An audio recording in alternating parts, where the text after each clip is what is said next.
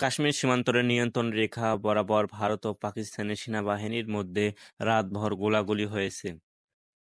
28 April রাতে এই গোলাগুলির ঘটনা ঘটে। এ নিয়ে টানা 5 বার কাশ্মীর সীমান্তে ভারত ও পাকিস্তানের সেনাদের মধ্যে গোলাগুলির ঘটনা ঘটল।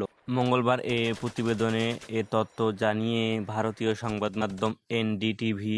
অবশ্যই এনডিটিভি গোলাগুলির জন্য পাকিস্তানকে দোষারোপ করে। তবে পাকিস্তানের পক্ষ থেকে এ বিষয়ে কোনো তথ্য বা মন্তব্য পাওয়া যায়নি।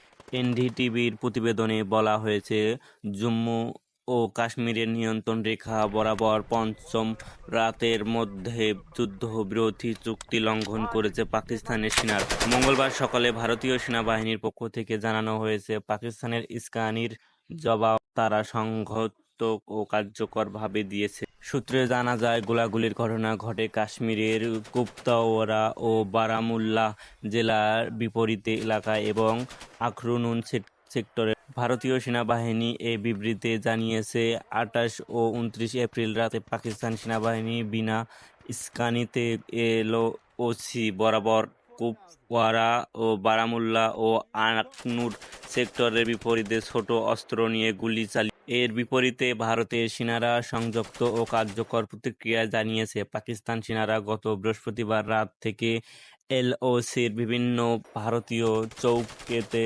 একাধিকবার গুলিবর্ষণ করেছে।